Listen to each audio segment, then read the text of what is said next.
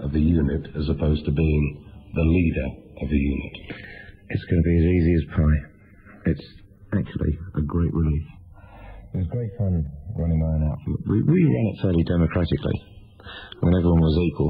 It's just that I was, as I say, a bit more equal than everyone else, I suppose, when it came to decisions and that sort of thing. But it was a great... I actually had the first experience of that when I joined Sabbath for a year. And I think the first 6 months of Sabbath I was more enjoying for the reasons that you've just sort of gone into. No responsibilities, so I haven't got to worry about anyone else. I'm just a singer in the band. It's great. And I think a lot of the problems that existed in Purple before were basically between Ritchie and myself. They were never that deep, but little wounds fester, you know, and as time went on and we became more and more tired, and we weren't really growing up at all. We were, I think, quite professional, but only in terms of performance and recording and the musical side, not really in terms of a professional attitude to life and the philosophies that you adopt after years of seeing other people's points of view. We weren't able to see that because there was so much pressure.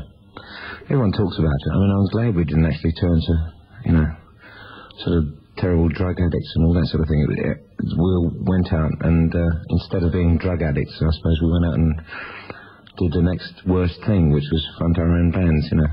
It didn't seem to matter whether it was commercial or not. I think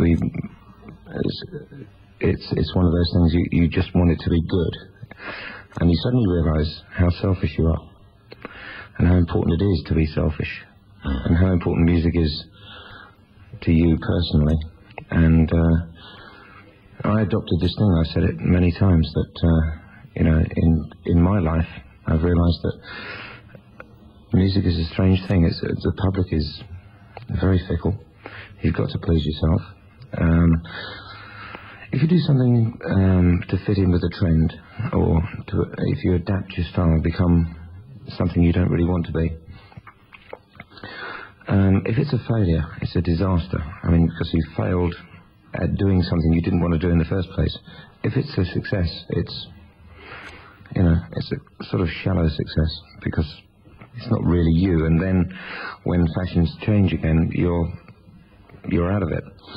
But if you stick to what you believe in, then I think probably every 2 or 3 years out of every 10 years, your taste in music is going to coincide with public taste, and you'll get some hit records. But in the meantime, you're having a great time. And if your records aren't successful, doesn't matter. You can go home, you can sleep at night, you can actually play your own records to your friends when they come around to your house for a drink and everything else.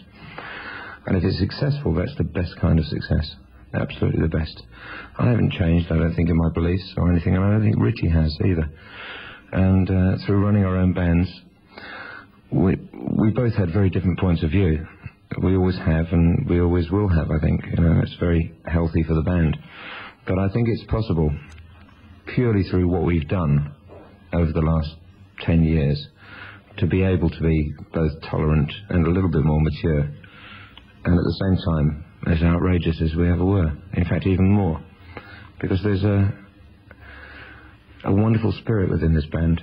I mean, okay, Ritchie and I are the sort of oddballs, I suppose, if you like. Don't tell him I said that, will you? But the fact is that when we first started rehearsals, it was just incredible. Everyone started playing, and this band was just made to be. It always was. And I just sat there on a stool. Jon was late, as usual, you know, reading a book or something. And Ritchie sat on a stool and started playing. Ian came in, picked up the rhythm. Roger came in, put his coffee down, cigarette in mouth. I'll never forget the scene. And it's just a jam. And I just sat there with cold shivers just going down my back, thinking these are the greatest players I've ever worked with. And you couldn't plan it. No producer, no manager, no record company could plan this band. I've never known a band that achieved such success as Purple did in the early 70s and then broke up. And every single member of the band stayed in music, performing, writing, recording, producing, whatever.